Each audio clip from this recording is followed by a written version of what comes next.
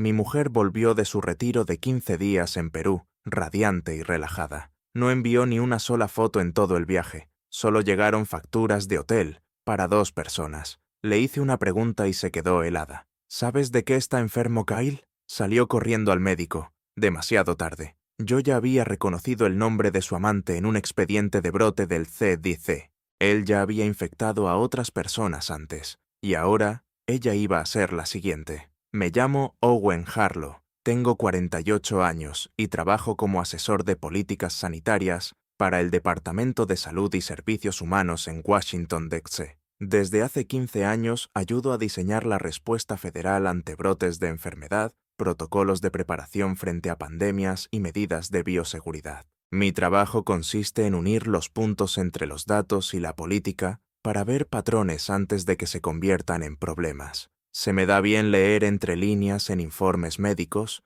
solicitudes presupuestarias y reuniones informativas de seguridad sanitaria que ocultan la historia real. Así que, cuando mi mujer, Ángela, me mandó un mensaje desde Perú diciendo que había llegado bien y que iba a desconectar un tiempo para centrarse en el retiro, todas las alarmas en mi cabeza empezaron a sonar. Ángela y yo llevamos 18 años casados. Ella tiene 42, es lista como el hambre y trabaja como consultora senior en una multinacional de asesoría. Viaja unas 4 o 5 veces al año por congresos o reuniones con clientes y siempre manda fotos. Siempre. Documenta su vida como si llevara un blog de viajes, salas VIP de aeropuertos, vistas desde la habitación del hotel, cenas de equipo, incluso los productos de cortesía del baño si son lo bastante elegantes. Pero en este viaje, nada. Solo aquel mensaje frío y luego silencio absoluto.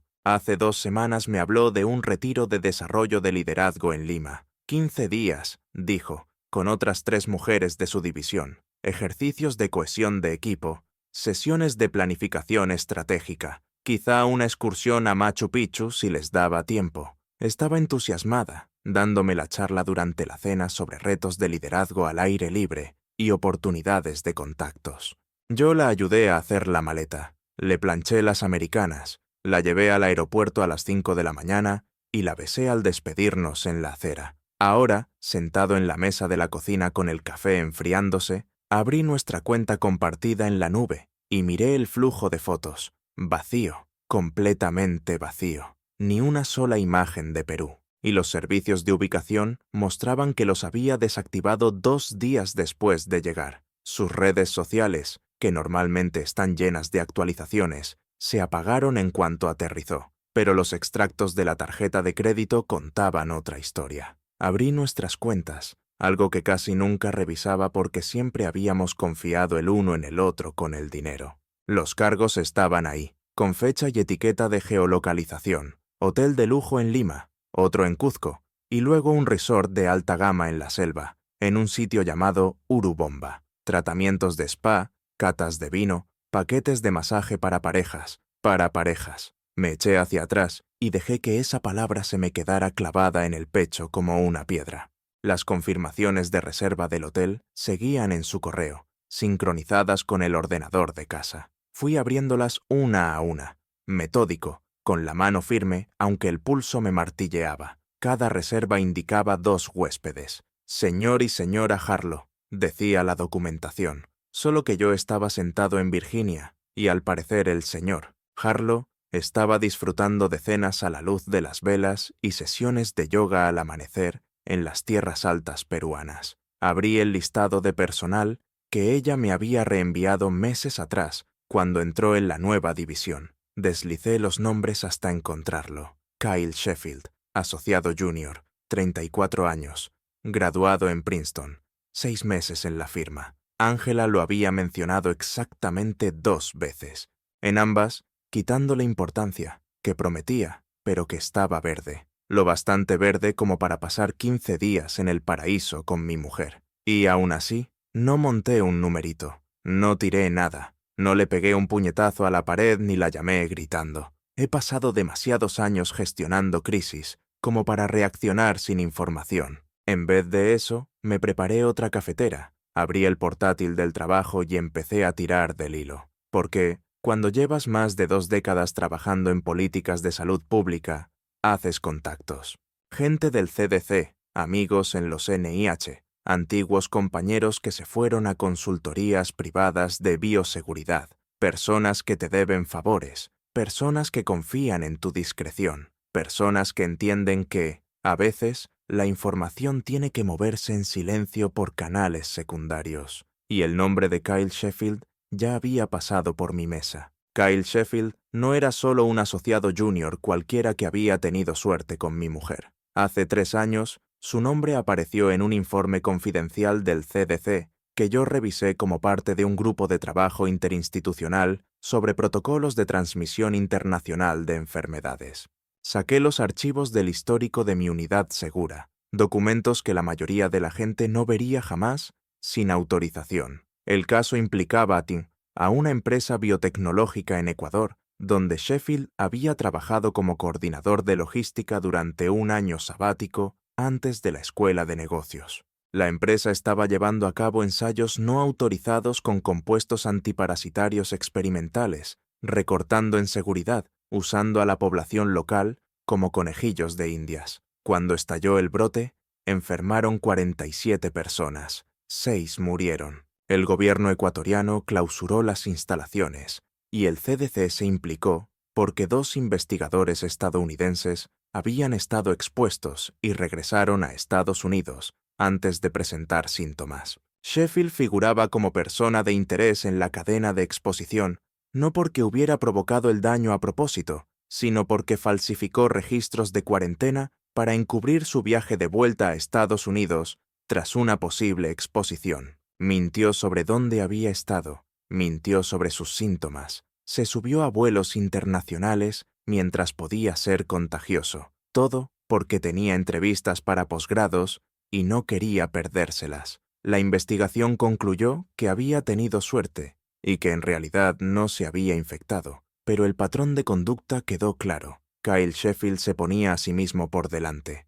Le daban igual las consecuencias. El caso se cerró con discreción. La empresa pagó millones en indemnizaciones. Sheffield firmó un acuerdo de confidencialidad, se comprometió a no volver a trabajar en investigación farmacéutica y desapareció en el mundo de la consultoría corporativa, donde las comprobaciones de antecedentes no escarban tanto. Y ahora estaba acostando con mi mujer en Perú, probablemente con el mismo desprecio temerario de siempre por cualquiera que tuviera alrededor. Imprimí las páginas relevantes, tachando las partes clasificadas, pero dejando a la vista los datos clave. Luego hice 3 llamadas. La primera fue a una antigua compañera de la División de Migración Global y Cuarentena del CDC. Habíamos trabajado juntos en marcos de respuesta ante pandemias, y me debía un favor desde que el año pasado le ayudé a sacar adelante la financiación para su departamento. «Owen», dijo cuando descolgó. «Madre mía, ¿cuánto tiempo? ¿Qué necesitas?» Fui al grano. Necesito alertas sanitarias actuales sobre Perú, en concreto de la zona de Cuzco y el Valle Sagrado. Algo señalado en los últimos 60 días, relacionado con infecciones parasitarias o patógenos transmitidos por el agua. Dudo. Eso es sorprendentemente específico. Interés personal, respondí. Tengo un amigo viajando por allí. Ya sabes cómo va. Lo sabía. 20 minutos después, mi correo hizo ping, con un informe resumido. 2 alertas. Una, por una cepa de giardia resistente a medicamentos detectada en turistas que habían visitado lodges de selva cerca de Urubamba. La otra, por una infección fúngica rara,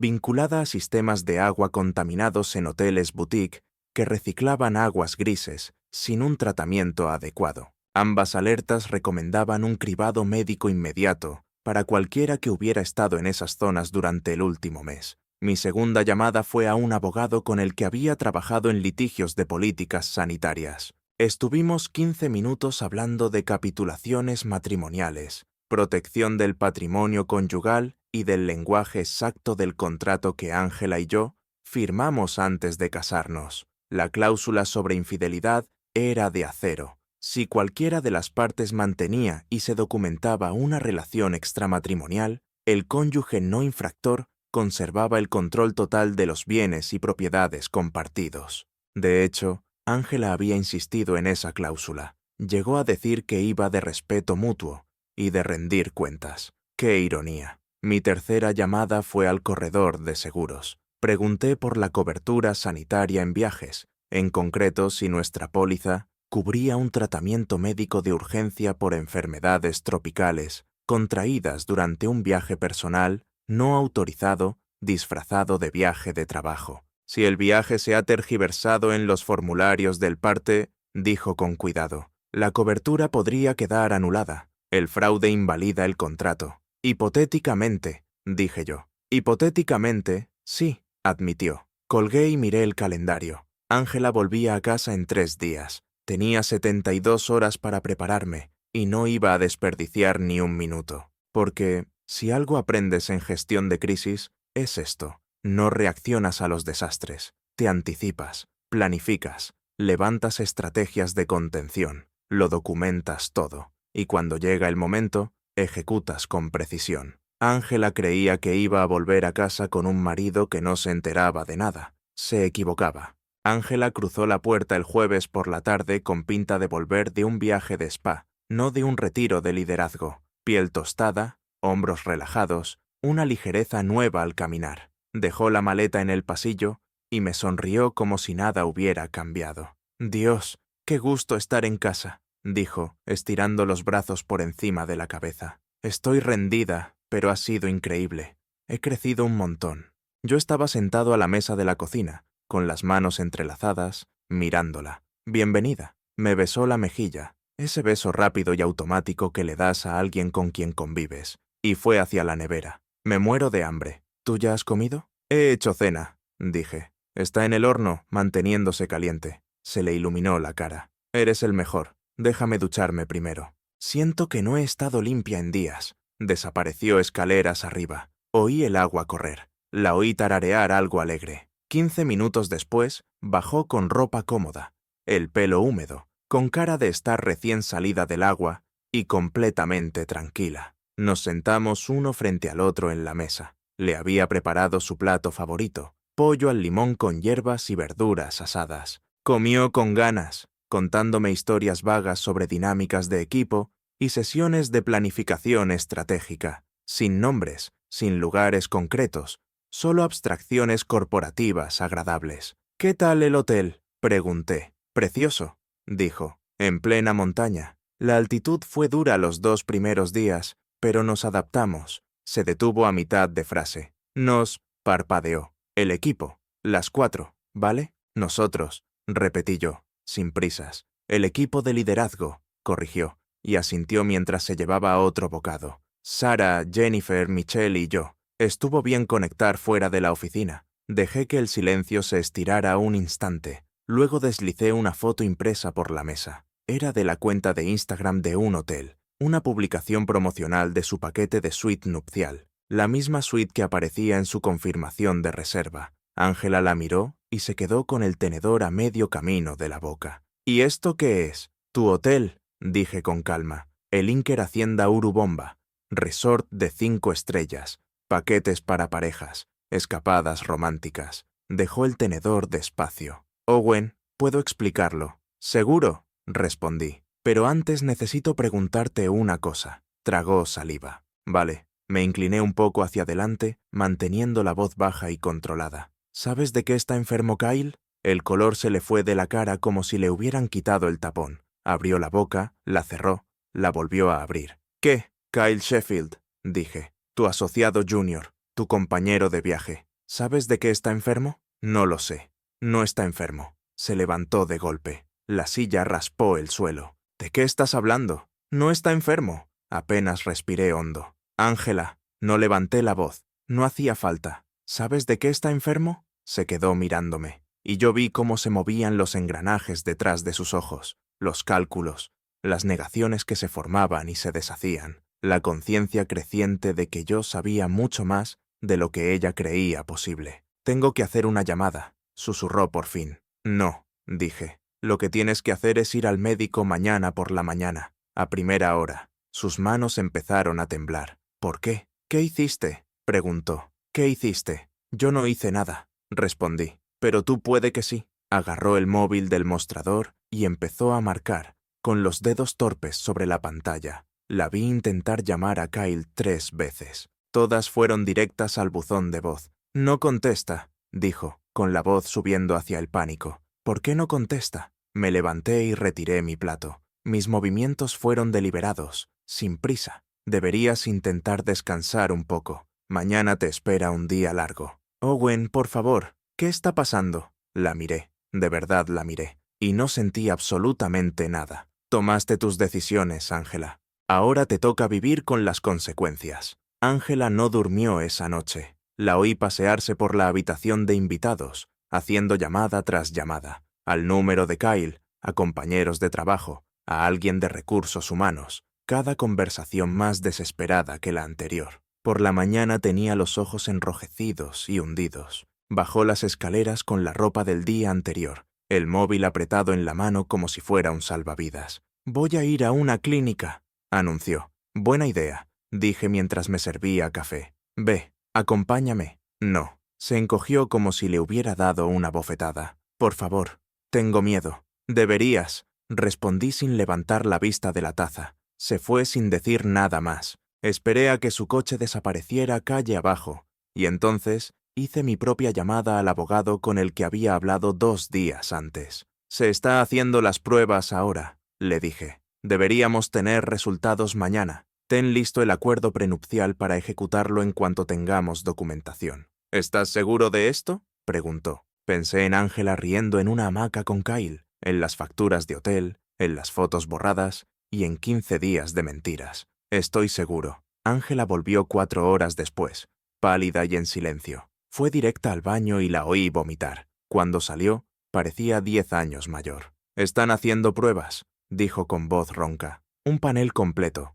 Enfermedades tropicales, infecciones parasitarias, todo. Los resultados en 48 horas. Asentí. «¿Y Kyle?» Su rostro se contrajo. «Sus números están desconectados. Su correo del trabajo me ha devuelto el mensaje. Llamé a su oficina y dijeron que está de baja médica indefinida. No quisieron decirme nada más». «¿Baja médica?», repetí. «Interesante. ¿Qué hiciste?», susurró. «¿Cómo lo sabías?». Por fin la miré directamente. «Lo sé porque hace 3 años Kyle Sheffield estuvo implicado en un brote de enfermedad en Ecuador que mató a 6 personas. Lo sé porque falsificó documentos de cuarentena y mintió a investigadores federales. Lo sé porque es mi trabajo saber estas cosas. Ángela, yo leo esos informes». Vi su nombre, lo recordé. Las piernas parecieron fallarle. Se dejó caer en el sofá, tapándose la cara con las manos. «Fuiste a Perú con un hombre con un historial documentado de exposición temeraria a enfermedades infecciosas», continué. «Te alojaste en hoteles con problemas conocidos de contaminación. Compartiste comida, agua y probablemente mucho más que eso. Y volviste a casa pensando que no me daría cuenta». «No lo sabía», sollozó. «Te juro que no sabía nada de eso. Sí sabías que me estabas mintiendo». Eso bastó. Levantó la vista, el rímel corriéndole por las mejillas. «¿Te vas a divorciar de mí?». «Depende», dije. «De lo que digan las pruebas, de lo que digan los abogados, de muchas cosas. Cometí un error. Fui idiota. Me sentía poco valorada. Y él me prestó atención, y yo solo». «Ángela», la corté. «No me importan tus motivos. Me importan las consecuencias». Mi móvil vibró. Un mensaje de mi contacto del CDC. «Tenemos tus resultados antes de lo previsto. Llámame cuando puedas». «No es bueno». Le enseñé la pantalla para que viera la vista previa. Su cara se quedó blanca. «¿Qué significa eso?», preguntó. «Significa», dije, levantándome y caminando hacia mi despacho, «que probablemente deberías llamar a tu propio abogado, porque esto acaba de complicarse mucho más». Cerré la puerta detrás de mí, dejándola sola con su pánico. Mañana llegarían los resultados oficiales. Mañana entendería hasta qué punto había calculado mal. Mañana se daría cuenta de que sus 15 días de paraíso le habían costado todo. Pero hoy, ahora mismo, tenía llamadas que hacer y documentos que presentar. Porque hay algo que debes saber sobre las consecuencias. No les importa que estés arrepentido. Los resultados llegaron por correo seguro a las 7 de la mañana. Los leí 2 veces antes de que Ángela se despertara, sentado en mi escritorio con el café enfriándose a mi lado. Giardia lamblia, cepa resistente a fármacos, infección activa. La ventana estimada de exposición, coincidía exactamente con las fechas de su viaje a Perú. El tratamiento requería un mínimo de 12 semanas, con seguimiento por posibles complicaciones crónicas. El informe también señalaba enzimas hepáticas elevadas, compatibles con exposición tóxica procedente de sistemas de agua contaminados. Mis propios resultados, que me había hecho por precaución, salieron limpios. No habíamos sido íntimos desde antes de su viaje, algo que yo había provocado deliberadamente, alegando agotamiento laboral y durmiendo la mayoría de las noches en mi despacho. Reenvié ambos informes a mi abogado con una sola línea: documentación confirmada. Proceder con el protocolo de protección de activos. Cuando Ángela bajó por fin, tenía aspecto de no haber dormido nada. Me vio la cara y se detuvo en el umbral. «Ya los tienes», dijo. No era una pregunta. Giré el portátil para que pudiera ver la pantalla. La observé leer la terminología médica. Vi cómo se le desmoronaba el rostro al comprender lo que significaba. «Estoy enferma», susurró. «Estás infectada», corregí. «Hay tratamiento. Es manejable». «Pero sí, has traído exactamente lo que pensé que traerías». Se dejó caer en una silla, mirando al vacío. «¿Qué tan grave es?» «Depende. Si tienes suerte, 12 semanas de medicación y estarás bien. Si no, problemas digestivos crónicos durante años y posible daño hepático. La cepa resistente complica las cosas». Hice una pausa. «Y yo estoy limpio. Tendremos que mantenerlo así», dije. «Lo que significa hogares separados a partir de hoy». Levantó la cabeza de golpe. «¿Qué?» Saqué la carpeta que había preparado mi abogado. El acuerdo prenupcial, con las secciones relevantes subrayadas, y la documentación de disolución ya redactada y lista para firmar. «Has violado la cláusula de infidelidad. Has contraído una enfermedad a través de una relación extramatrimonial. Has utilizado fondos matrimoniales para el viaje. Son 3 incumplimientos contractuales distintos. Owen, por favor. Además, ya he trasladado la mitad de nuestras cuentas conjuntas a activos protegidos». Continué. «La casa sigue siendo mía. La compré antes del matrimonio. Tus planes de jubilación se quedan como están. Todo lo demás se reparte según los términos que tú misma exigiste cuando firmamos esto». «¿Y con qué voy a luchar?», pregunté. «Te van a despedir, Ángela. El Departamento de Recursos Humanos de tu empresa ya se puso en contacto conmigo ayer como contacto de emergencia, porque la baja médica de Kyle activó una investigación interna. Han encontrado las reservas de hotel, los informes de gastos que falsificaste. Saben que mentiste sobre el retiro». Su cara pasó de pálida a gris. «No pueden despedirme por eso, por fraude, por hacer pasar viajes personales como gastos de empresa. Sí, pueden, y lo harán». Me levanté y cogí el maletín. «Hoy tengo reuniones en Washington. Cuando vuelva esta noche, espero que hayas trasladado tus cosas a la casa de invitados. Mantendremos viviendas separadas hasta que el divorcio sea definitivo. No puedes echarme así. No te estoy echando. Me estoy protegiendo de una mayor contaminación,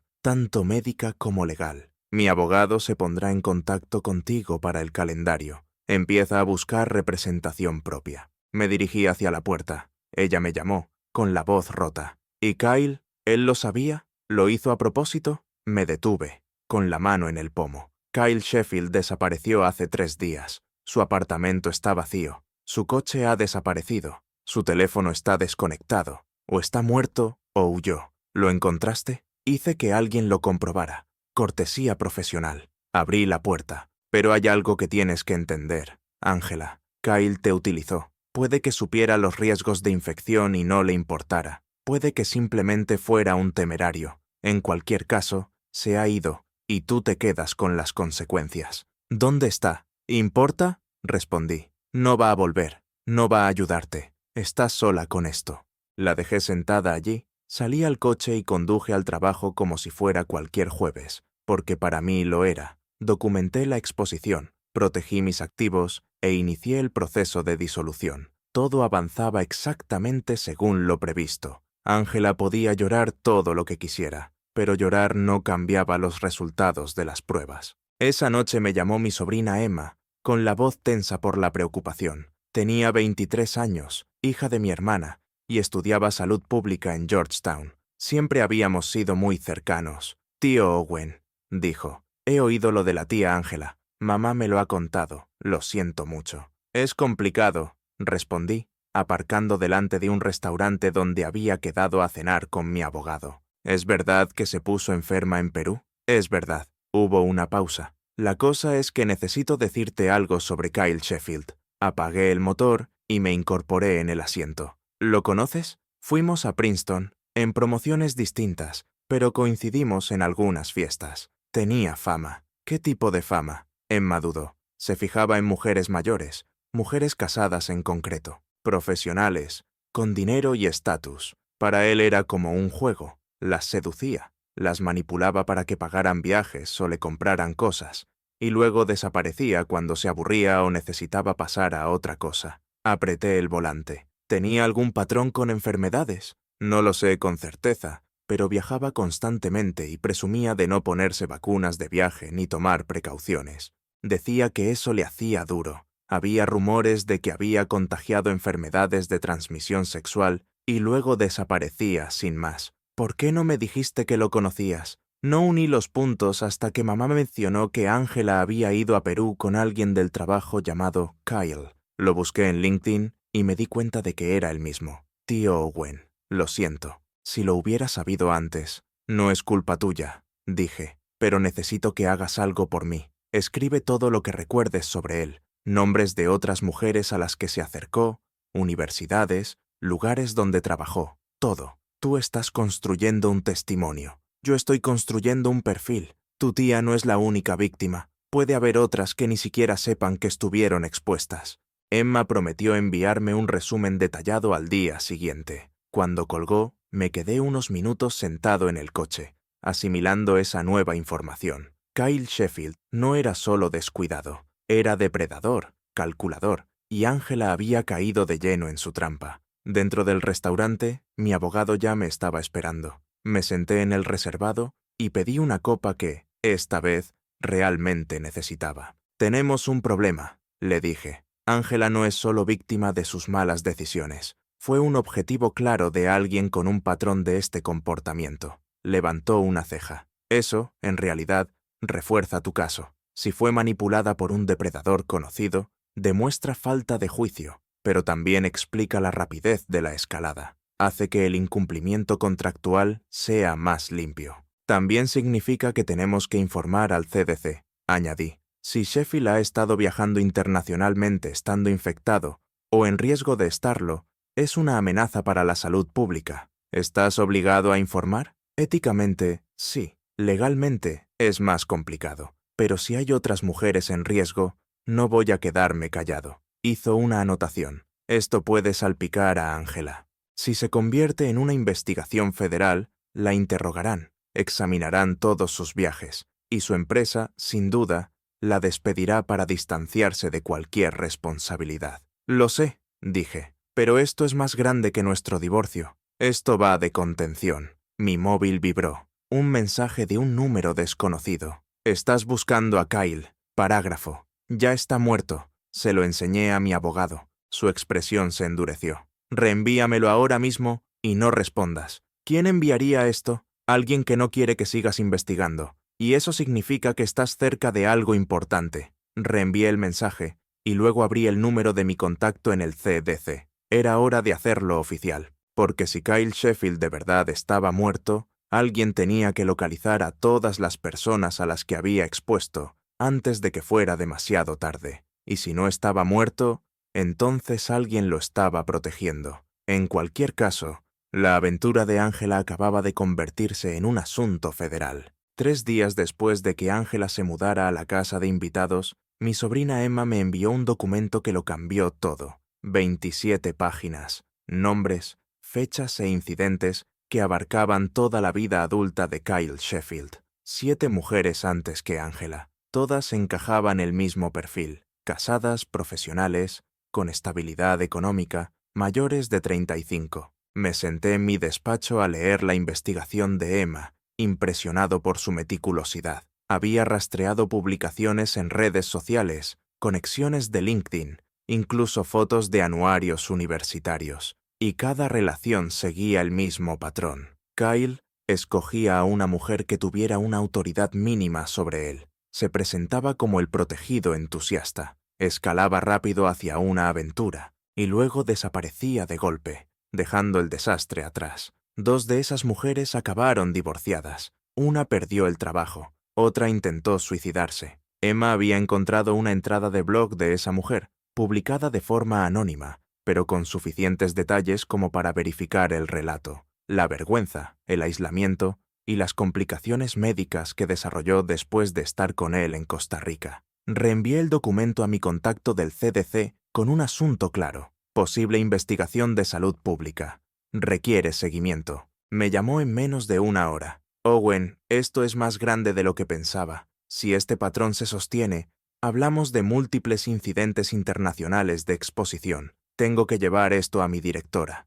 Hazlo, dije, pero mantén el nombre de Ángela fuera de los informes oficiales todo lo posible. Ya está destruida. No necesito que además la humillen en público. Eso es generoso, teniendo en cuenta lo que te hizo. No es generosidad, es estrategia. Si esto se convierte en un circo mediático, mi divorcio se complica. Yo quiero que esto sea limpio y silencioso. Esa misma tarde, Ángela llamó a la puerta de mi despacho. Había adelgazado en solo 3 días. La ropa le colgaba, la cara se le había hundido. La medicación le estaba pasando factura. ¿Podemos hablar?, preguntó. La dejé entrar, pero no le ofrecí sentarse. Se quedó en el recibidor como una extraña. Mi abogada dice que voy a perderlo todo, dijo. La casa, los ahorros para la jubilación, incluso mi seguro médico en cuanto nos divorciemos. Es lo que pone en el prenupcial. Owen, necesito ayuda. ¿Ayuda para qué? No puedo permitirme el tratamiento yo sola.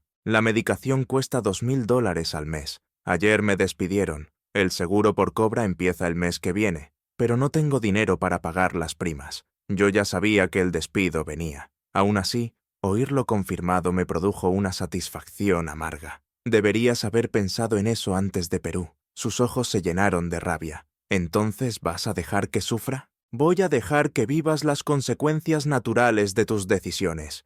Eres adulta, Ángela. Tomaste decisiones. Ahora te ocupas de los resultados. Cometí un error, insistió, alzando la voz. Un error estúpido, y estás actuando como si fuera una delincuente. Cometiste fraude con fondos de la empresa. Te expusiste a un riesgo sanitario conocido. Me mentiste durante semanas. Eso no es un error, es un patrón de engaño. Se limpió las lágrimas con brusquedad. ¿Y Kyle qué? Él me manipuló, me eligió a mí, me buscó. ¿Eso no cuenta para nada? Cuenta para explicar por qué lo hiciste, no para borrarte la responsabilidad, dije. Eres adulta y decidiste ir a Perú. Decidiste compartir una habitación de hotel. Decidiste ignorar todas las señales de alarma porque en ese momento te apetecía. Que Kyle sea un depredador no anula lo que tú elegiste. Mi abogada dice que estás montando un caso con el CDC contra él, dijo. Que si lo imputan, puede que me llamen como testigo.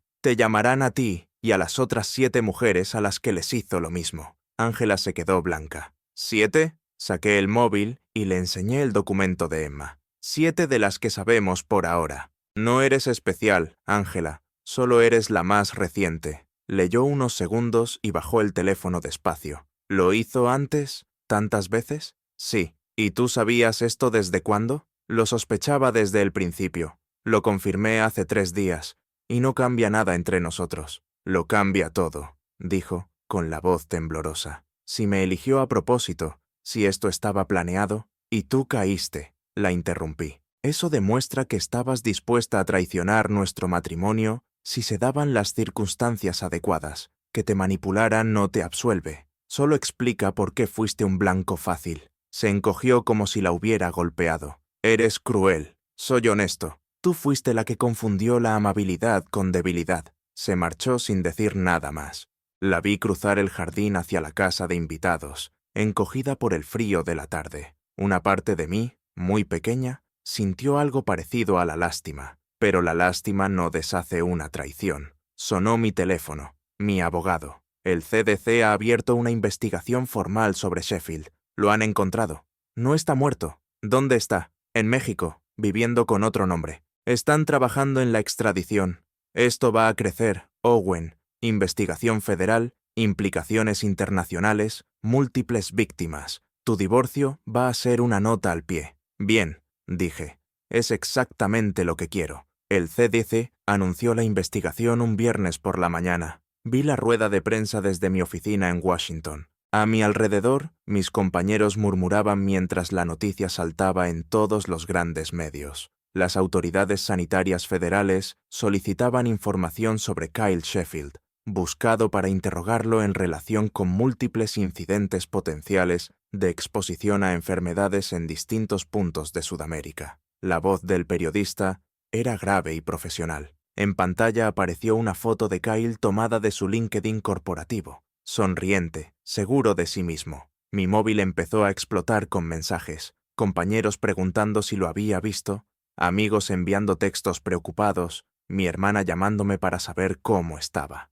Ignoré a la mayoría y me concentré en el trabajo, manteniendo el gesto neutro incluso cuando el nombre de Ángela empezó a aparecer vinculado al caso. Alguien lo había filtrado. Probablemente era inevitable con tantas piezas en movimiento. Al mediodía, los informativos locales de Virginia ya se habían hecho eco de la noticia. La esposa de un asesor político de Washington, entre las víctimas de un escándalo sanitario. Salí a comer solo, compré un bocadillo que no me comí y caminé por el National Mall, intentando procesar lo que venía después. Mi carrera era lo bastante sólida como para sobrevivir a esto. Mi reputación recibiría un golpe, pero nada permanente. Me presenté como la parte perjudicada, el marido diligente que había señalado un riesgo para la salud pública. Ángela no tenía esa protección. Cuando volví a casa esa tarde, había furgonetas de prensa delante de su vivienda. 2 cámaras apuntando a la puerta principal. Pasé de largo, aparqué en casa de un vecino y crucé por su jardín para llegar a mi propiedad. Dentro encontré a Ángela sentada en la casa de invitados, a oscuras, con las cortinas corridas y el móvil apagado. «Están fuera», dijo cuando llamé y entré. «Llevan todo el día llamando y escribiendo. Alguien les ha dado mi número. No hables con ellos», le dije. «No sin un abogado delante. Todo el mundo lo sabe ya. En mi antigua empresa, mis amigos, mi familia. Mi madre me ha llamado llorando. Dice que los he humillado». «¿Lo hiciste tú?», respondí. Me miró con el rostro vacío en la penumbra. «¿No te queda nada de compasión?». «Me queda la honestidad. Es mejor que la compasión. La compasión implica que mereces protección frente a las consecuencias, y no la mereces. El CDC quiere que vaya a una entrevista», continuó. «Dicen que es voluntaria, pero mi abogada cree que debería cooperar. Deberías cooperar por completo. Dales todo lo que sabes sobre Kyle, sobre el viaje, sobre la cronología. Es tu única jugada». «¿Y luego qué?», preguntó. «Cuando testifique y todo esto se acabe, ¿qué pasa conmigo?». Me apoyé en el marco de la puerta, pensándolo. «Empiezas de nuevo. Buscas otro trabajo, probablemente fuera del estado. Reconstruyes tu reputación en un sitio donde no conozcan tu historia. Te ocupas de tu salud. Sigues adelante. ¿Sin ti? ¿Sin nosotros? Eso ya está decidido», asintió despacio, aceptándolo por fin. «No dejo de pensar en lo que dijiste de ser un blanco fácil. Tienes razón. Quería volver a sentirme importante. Kyle me hizo sentir vista cuando tú habías dejado de hacerlo. Yo sí te veía», dije en voz baja. «Simplemente no actuaba como tú querías. Pensé que estar presente, pagar las facturas, mantener la estabilidad, era suficiente. Al parecer, no lo fue». «Debería haberlo sido», admitió. «Lo sé ahora, pero es demasiado tarde». «Sí», respondí. «Lo es». La dejé allí y volví a la casa principal. Me quedé de pie junto a la ventana, viendo cómo las furgonetas de prensa se marchaban por fin al caer la noche. Mañana daría una breve declaración a través de mi abogado. Profesional, empática, pero firme. Sí, mi esposa estaba implicada. No, nuestro matrimonio no sobreviviría. Sí, apoyaba plenamente la investigación del CDC. Después seguiría con mi vida, tal como había planeado desde el momento en que encontré aquellas facturas de hotel. Ángela podría reconstruirse o hundirse. En cualquier caso, ya no era mi problema. Yo había hecho mi parte. Señalé la amenaza, protegí la salud pública, mantuve mi integridad. El resto era solo papeleo. 4 meses después de que Ángela se marchara, asistí a una conferencia de políticas de salud pública en Atlanta. La ponencia inaugural trataba sobre la vigilancia internacional de enfermedades y la importancia de la intervención temprana. Mi nombre aparecía en el programa como colaborador en un estudio de caso sobre cómo identificar patrones de exposición antes de que se conviertan en brotes. No mencionaban a Kyle Sheffield directamente, pero todos en la sala sabían de qué caso se trataba. Escuché la presentación con una sensación de reivindicación. Mi decisión de denunciarlo no solo había protegido a Angela y a las otras víctimas, había evitado futuras exposiciones y había detenido a un depredador que llevaba años actuando. Al terminar la sesión, una mujer se me acercó. Rondaba los 40 y tantos, con la dignidad cautelosa de alguien que había sobrevivido a algo terrible. «Señor Harlow», dijo, «soy Rebecca Torres. Fui una de las víctimas de Kyle, Costa Rica, hace 5 años». Le estreché la mano. Emma la mencionó en su investigación. Siento mucho lo que pasó. No lo sienta. Siéntase orgulloso.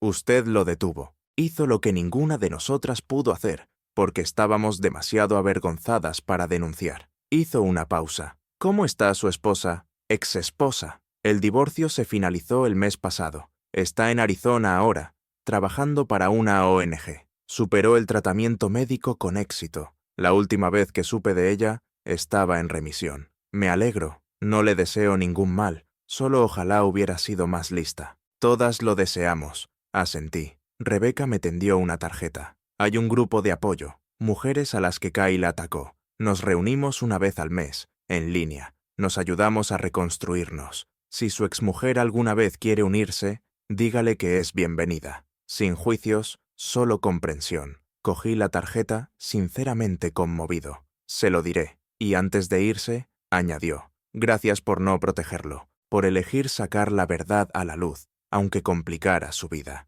Eso requirió valor. Cuando se marchó, me quedé un largo momento en el pasillo del centro de conferencias. Había hecho lo correcto, no solo por Angela, sino por todas ellas. 7 mujeres que habían sido cazadas, manipuladas, infectadas y abandonadas. Kyle Sheffield no volvería a tener la oportunidad de hacerlo. Aquella misma noche llamé a Angela. Hacía 2 meses que no hablábamos, no desde que firmamos los papeles del divorcio. Contestó al tercer tono. Owen, su voz sonó cautelosa. Hoy he conocido a alguien que quería que te hiciera llegar algo, le dije. Le expliqué lo de Rebecca y el grupo de apoyo. Le di la información de contacto. Hubo un silencio al otro lado. Luego, muy bajito. Gracias. ¿Cómo estás? La pregunta me sorprendió a mí mismo. Mejor. La medicación funcionó. Ya estoy limpia. Sin síntomas. El trabajo está bien. Phoenix es un horno, pero se lleva. Estoy reconstruyendo. Me alegro, dije. Vi el programa de la conferencia por internet. Mencionaron tu trabajo en el caso Sheffield. Tenías razón en todo. Desde el principio. Sí, respondí, sin más. Lo siento, Owen. Sé que no cambia nada, pero necesito que sepas que lo siento. Por todo. Lo sé, dije. Acepto tus disculpas, pero no vamos a volver. Soltó una risa rota. No te lo estaba pidiendo. Solo necesitaba que lo supieras. Ya lo sé. Colgamos poco después. Sentí que algo se aflojaba en el pecho. Una tensión que ni siquiera sabía que llevaba dentro. Angela estaría bien. Sobreviviría. Reconstruiría su vida. Quizá incluso llegaría a prosperar. Pero lo haría sin mí. Y yo estaba en paz con eso. Al día siguiente me reuní con mi abogado para hablar de un fondo. No para Angela, sino para las otras víctimas de las que Rebecca me había hablado. Mujeres que seguían luchando con costes médicos, daños en la carrera profesional y el trauma emocional de la manipulación de Kyle. ¿Vas a crear un fondo para ellas?, preguntó mi abogado. Una donación anónima, una cantidad pequeña, nada que me haga daño, pero suficiente para ayudar con la medicación o la terapia. Se lo merecen. Eso es muy generoso. Es estratégico, corregí. Esas mujeres ayudaron a construir el caso que detuvo a Kyle. Esto es una forma de compensación por su testimonio. Pero, en el fondo, era más que eso. Era reconocer que no todo el mundo tenía los recursos que yo tenía. No todo el mundo podía atravesar una crisis con el patrimonio intacto y la carrera sin cicatrices. Algunas personas necesitaban ayuda, y yo estaba en condiciones de darla.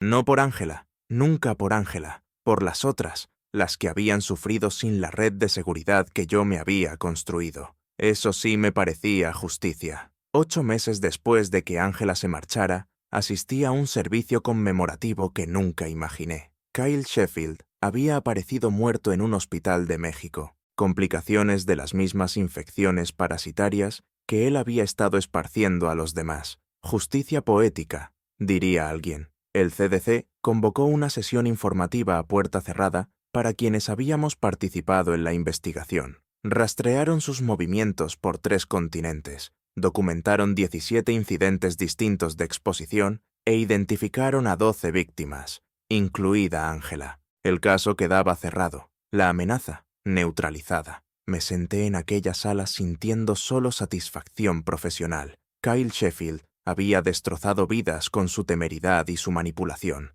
Ahora se había ido, y el mundo era más seguro sin él. Después, conduje hasta la casa de los padres de Ángela. Me habían pedido verme. Por cierre, dijeron. Su madre abrió la puerta, más mayor y más canosa de lo que recordaba. Owen, gracias por venir. Dentro, su padre estaba sentado a la mesa de la cocina. Se levantó al verme y me estrechó la mano con firmeza. Queríamos pedirte perdón por nuestra hija, por la situación en la que te puso. No hace falta, respondí. Sí hace falta, insistió su madre. La educamos mejor que eso. Le enseñamos integridad y responsabilidad. Lo que hizo es inexcusable. Está reconstruyendo su vida, dije. Eso es lo que importa ahora. Su padre asintió. Sabemos que nos llama de vez en cuando. Está recibiendo ayuda, terapia, trabajando lo que pasó. Estamos orgullosos de cómo está llevando el después, aunque nos avergüencen las decisiones que la llevaron ahí. Aprendió una lección dura. Sí, dije, pero la aprendió. La madre de Ángela sirvió café. Ninguno bebió. Queremos que sepas que no te culpamos del divorcio. Hiciste lo que tenías que hacer. Te protegiste y tenías razón al hacerlo. Te lo agradezco. ¿Algún día la perdonarás?, preguntó su padre. Me tomé la pregunta en serio. Ya no pienso en el perdón. Pienso en consecuencias, en decisiones y en seguir adelante. Ángela tomó decisiones que terminaron con nuestro matrimonio. Yo tomé decisiones que protegieron mi futuro. Los dos vivimos con esos resultados. Ese es el único cierre que vamos a tener. Lo aceptaron con la resignación de unos padres que habían visto a su hija destruir algo valioso. Me fui de su casa y conduje por el campo de Virginia, dorado por el otoño. Me detuve en un puesto de granja y compré sidra de manzana, algo que Ángela y yo hacíamos todos los octubres desde hacía 18 años. Me quedé en el aparcamiento, con la garrafa en las manos, sintiendo el peso de que esa tradición se acababa. Pero no dolía, simplemente había terminado. Al llegar a casa encontré una carta en el buzón. Remite, Ángela, Matasellos, Phoenix. Estuve a punto de tirarla sin abrir. Luego cambié de idea. Dentro había una sola hoja, su letra, todavía familiar. Owen, me he enterado de lo de Kyle.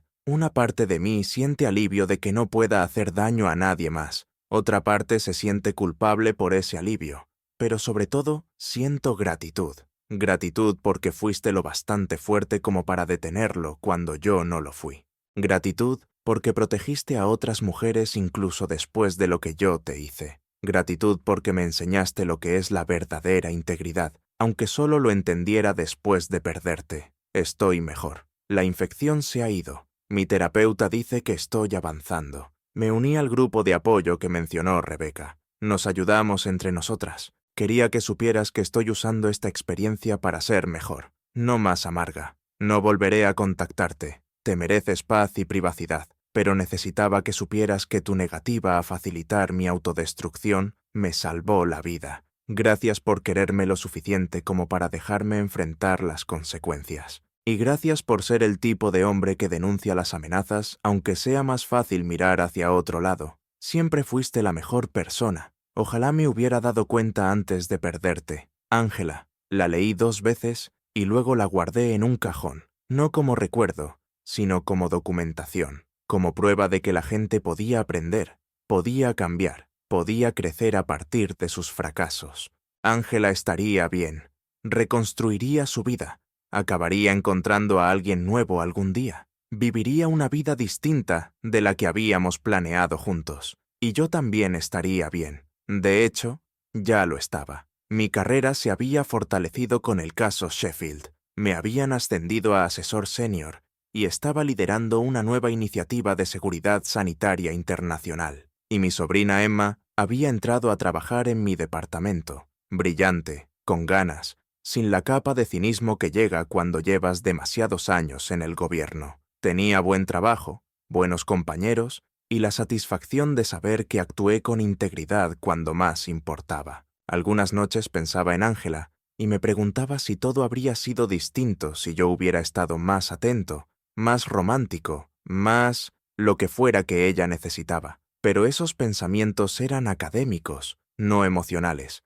curiosidad, no arrepentimiento, porque esto es lo que aprendí. No puedes salvar a las personas de sí mismas. Solo puedes protegerte de sus decisiones y esperar que aprendan del desastre. Ángela aprendió, Kyle no, y yo seguí adelante. Con eso me bastaba.